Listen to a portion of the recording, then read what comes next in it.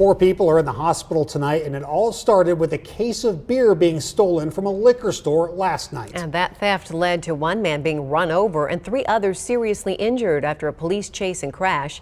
KCCI senior reporter Todd Magel is live at the Des Moines Police Station with a look at what happened. Todd?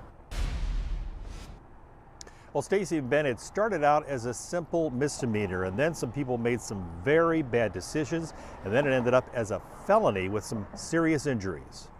It woke me up. I heard sirens, and then I heard what I assumed the vehicle was hitting something. It just sounded like a really dull thud. Kristen Gonzalez says it was a scary night. A car crashed into a tree next to her house. One woman was thrown out. That woman and 2 other people in the car were screaming in pain. They must have hit it pretty hard, but yeah, and he sounded like he was in a lot of pain, whoever it was that was there, but yeah, not good. Police say the car ended up in the tree after a short police chase. It all started about 2 miles away shortly before midnight. Police say a woman stole a case of beer from the Full Stop liquor store. It's on ML King just south of Hickman Road. The clerk chased the getaway car and it ran over him just next to the store on Francis Avenue. Soon after, police spotted the car and it took off. The chase ended when the car hit the tree near the intersection of Forest Avenue and Beaver Avenue. None of this had to happen.